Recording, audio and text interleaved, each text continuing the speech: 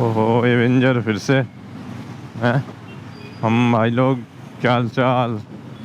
Avenger फिर दिख गई आज। तो गाइस क्या हाल है मेरे भाइयों के। आई होप भाई आप सब लोग बहुत ही बढ़िया होंगे, खुश होंगे और यार एकदम फर्स्ट क्लास होंगे। भगा रहा है वो बंदा। तो यार लास्ट वीडियो में ना हम मतलब कंपेयर कर रहे थे मतलब बजाज को, ठीक है। एंड हम टॉपिक से डेविएट हो गए थे। वाई यार आपको पता ही है, एक हमारा हैवी राइडर R15 पे आ गया था। तो कोई नहीं, आज हम कवर करेंगे। तो गाइस देखो बात ऐसी है, चलाओ भाई चलाओ, क्या कर रहे हो कि ना रिसेंटली बजाज ने KTM को एक्वायर कर लिया है। एक्वायर बोले तो कि मोस्ट ऑफ द स्टेक्स सब उसी के हैं, मतलब बजाज का काफ़ी सारा इन्वॉल्वमेंट रहेगा, ठीक है। तो ये सब जानने से पहले इन दोनों की ना हिस्ट्री पे बात करेंगे। तो आज की टॉपिक का क्या कंक्लूजन होने वाला है वो मैं आपको बता देता हूँ कि भाई बजाज ने KTM को क्यों एक्वायर किया, है ना, जबकि KTM बैंकरप्सी में थी, और क्या इसका कुछ फ़ायदा होगा, और इसके पीछे की मतलब कि एक तरीके से बोल सकते हो आप क्या स्ट्रेटजी है और क्या बिजनेस गोल्स होंगे। क्योंकि गाइस हम भी KTM ही चला रहे हैं, है ना, and this thing is a beast. क्योंकि भाई आज भी अगर मैं जैसे अपनी अपाची 200 ठीक है या फिर बुलेट चला रहा हूँ एंड एकदम से मैं 2-3 दिन की छुट्टी के बाद इसको चलाऊँ तो भाई अलग ही स्वाद आ जाता है ना। मुझे भी डर लगता है कभी कभार कि हाँ भाई आराम से। तो वो चीज़ है इसमें, ये देखो ये चीज़ें तो मैंने ऑलरेडी डिस्कस कर रखी है, ठीक है। बट आज हमारा मेन फोकस रहेगा, हटा दे, main focus will be on KTM and Bajaj tie up history and the conclusion. तो स्टार्ट करते हैं हिस्ट्री से। देखो 2012-14 में भी जब KTM आई थी ना, देखो KTM एक ऑस्ट्रियन कंपनी है और बजाज हमारा इंडियन मैन्युफैक्चरर है। We all love Bajaj. तो आपको पता है बजाज के पास एक तरीके से पहले मैं अगर मैं 20s और 2010 मतलब 2010 तक की बात करूं तो वो टाइम ना मतलब बजाज वाज एट पीक। मतलब 10 तक तो अपाची भी आ गई थी, बट 2000 से लेके 2010 तक बजाज की पल्सर्स, है ना, इंडियन मार्केट में बहुत तगड़ी पकड़ थी बजाज की। And there was no competition, like direct tough competition to the Bajaj. And Bajaj सोच रहा था कि एक्सपैंड करते हैं यार, मतलब कि यूरोपियन कंट्रीज़ में, है ना। And at the same time KTM भी भाई बहुत तेज़ी से ग्रो कर रहा था बाहर, है ना। तो उसने सोचा कि एशियन कंपनीज़ में एक्सपैंड करता है, तो एशियन में उसको बजाज लगा। तो सबसे पहले इंडियन मार्केट के अंदर उतरना था, तो उसको ऑब्वियसली एकदम तो आपको पता है कि फैक्ट्री वैक्ट्री नहीं खोल सकते, हैवी इन्वेस्टमेंट हो जाता है। तो उसके लिए बंदे क्या करते हैं कि टाई अप कर लेते हैं कि भाई मेरी बाइक्स तू बना ले, मैं आपको तुम्हें टेक्नोलॉजी और अपने बंदे बैठा दूंगा, बस आपका इंफ्रास्ट्रक्चर हम यूज़ करेंगे और बाइक्स बनाएंगे।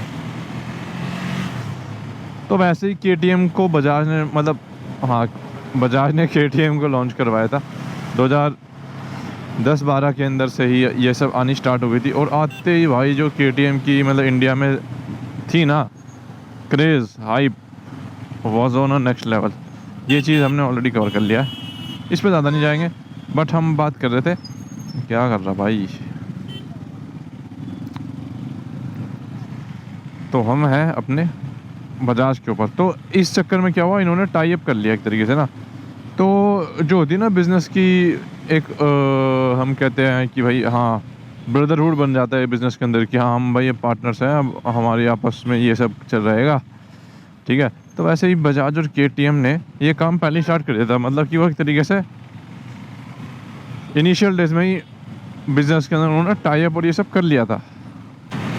तो देखो यार जो बिज़नेस ब्रदरहुड है ना बजाज और KTM का, वो बहुत पहले से इस्टेब्लिश हो गया था कि हाँ भाई हम दोनों साथ काम करते हैं, आपको हमारी ज़रूरत है, हमें आपकी ज़रूरत है, तो दोनों का फ़ायदा है। तो एक तरीके से दोनों कनेक्ट हो गए हैं। एंड अब क्या होता है ना, बीच के टाइम में भाई KTM का यूरोपियन का स्टॉक तो एकदम मैं ये बोलो कि पड़ा रह जाता है, और उनका इंसॉल्वेंसी आ जाती है ना, कि भाई अब हमारे पास डिमांड नहीं है और सप्लाई, मतलब डिमांड नहीं है और सप्लाई हमने बहुत ज़्यादा दे दी है स्टॉक में, तो अब हमारे पास पैसा नहीं है, तो जहाँ से पैसा लिया था उनको पैसे नहीं दे पाते, तो एक तरीके से ये बाइक वो हो जाती है। एंड इवन उसी टाइम पे इंडिया में भी इन लोगों को, मतलब पेंडेमिक के अराउंड, ठीक है, तो इंडिया में भी वो बात चीज़ ख़त्म हो गई थी कि यार इंडिया में भी इतना कुछ खास नहीं कर रहे हैं, छपरी बाइक हो गई है, तो इन्होंने भाई क्या किया कि भाई हम तो बंद कर देंगे, तो फिर बजाज आया भाई, क्या यार हम तो भाई हैं, ऐसे क्यों कर रहे हो यार, तुम्हारा लोन वोन मैं उधार दूंगा, कितना लोन है भाई, 5-6 हज़ार करोड़ का, मतलब 5 से 6 हज़ार, मतलब 5.5 था, मतलब 5400 अप्रोक्स था, ठीक है, तो उसने कहा कोई नहीं मैं हटाता हूँ, मैं आपके स्टेक ले लेता हूँ 48% समथिंग, उन्होंने कहा चल ठीक है भाई यार थैंक्स, तो उसने उसका लोन चुकता कर दिया। एंड हम लोन चुकता के बाद क्या बारी आती है कि भाई ये तो थोड़ा मतलब फरवरी में किया था 2025 में, एंड अभी रिसेंटली मतलब दिसंबर नवंबर के आसपास ही इन्होंने थोड़ा और स्टेक एक्वायर कर लिया है, which would be around 49 point something%, जो कि पूरा एक तरीके से मेजर स्टेक हो गया अब, और ये मान लो 50% कंपनी उन्हीं की हो गई, तो उन्होंने बोला ठीक है भाई, तो ऐसे बजाज ने कर लिया। अब बजाज को इसमें क्या है, सबसे पहले तो जो KTM के पास चीज़ें हैं ना, वो मतलब डायरेक्टली बजाज की हो गई है, रेदर दैन कोई बिज़नेस, जैसे मान लो अगर आपको बिज़नेस टू बिज़नेस जाना है तो आपको प्रोसेस से जाना होगा कि भाई नहीं हमारा ये कॉन्ट्रैक्ट हुआ है, वो हुआ है, ऐसे हुआ है, लेकिन अब बजाज खुद ही है मतलब सब कुछ, तो अब कुछ नहीं, अब बोलेगा भाई अपनी R&D टीम, जो तुम्हारी टीम है वो हमारी ही टीम है ना, अब आप जो बना रहे थे वो सब हमारा है, ये है, एक तरीके से आप समझ जाओ, ठीक है, मोटा मोटा कंक्लूजन देख लो, अब मालिक हो गया एक तरीके से, पूरा तो नहीं बट हाँ मतलब एक तरीके से मोटा भाई बन गया अब वो।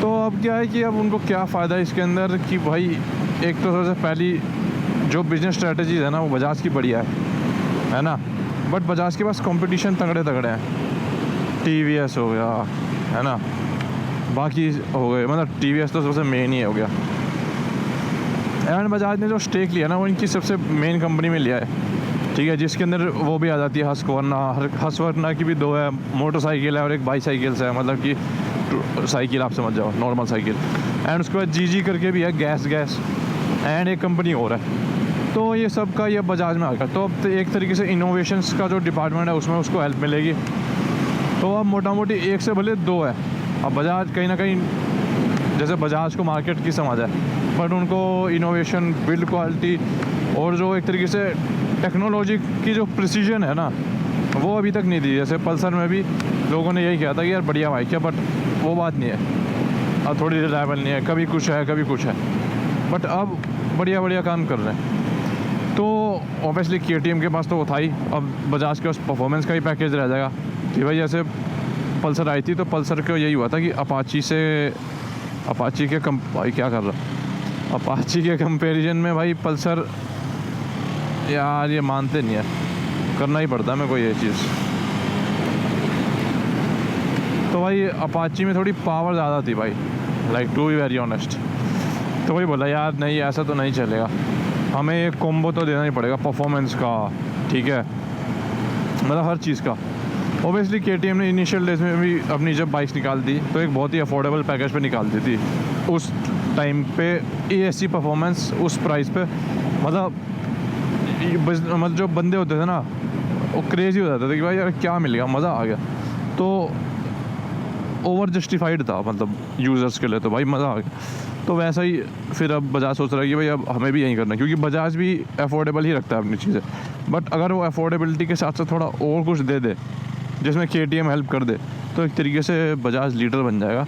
एंड यही मैं बोल रहा था कि अगर आप कोई अभी नई बाइक प्लान कर रहे हो तो मैं बोलूँगा भाई नए साल तक भाई रुक जाओ, मे बी, क्योंकि इसकी ग्लोबल मार्केट में भी RC 990 आई है ना, ड्यूक 490 की बात चल रही है, और अब बजाज है तो प्रोडक्शन भी जल्दी होगा, क्योंकि बजाज के पास काफ़ी प्लांट्स है या मतलब इंडिया में तो पूरा नेटवर्क है बजाज का, जिससे कि अगर आप KTM की भी बाइक लोगे ना वो धीरे धीरे मतलब अपनी ग्लोबल प्रेजेंस बना लेगी, चाहे आप बजाज पे जाओ चाहे KTM पे जाओ। बट हाँ वही है, ब्रांड को सेपरेट रखे तो ही सही लगता है कि बाइक वही KTM की बाइक पसंद करता है ऑरेंज स्टाइल में तो उसको वही मिले, कोई पल्सर एक तरीके से पसंद करता है तो उसको वो मिले। तो ये था इसका मोटा मोटी कंक्लूजन। तो बिज़नेस तो है इसके पीछे और मोटा है क्योंकि कंपटीशन आजकल बहुत है, तो उनको डिफीट करने में ना लगेगी आपको पावर। एंड पावर कैसे मिलेगी भाई, ऑब्वियसली एक से भले दो। आज हमने बिज़नेस के बारे में रखी, बट हाँ ऐसे ही बाइक्स के ऊपर भी मतलब अब मुझे ऐसा लग रहा है कि हाँ थोड़ा सा इम्प्रूवमेंट होगा दोनों ही बाइक्स में, दोनों ही एरिया को लेके, तो जो कि इंडियन कस्टमर्स के लिए ही बढ़िया है। आपको बढ़िया चीज़ मिल रही है बढ़िया प्राइस पे, तो ऑब्वियसली आप ज़्यादा लोगे तो ज़्यादा उनकी सेल होगी, मतलब ज़्यादा रेवेन्यू बनेगा, ये चीज़ रहती है। फिर आज के लिए इतना ही, ठीक है। अगली वीडियो में थोड़ा और डीप डाउन डिस्कस करेंगे, बट हाँ that's all for today's video. Will see you in next video, till then see bye bye and take care.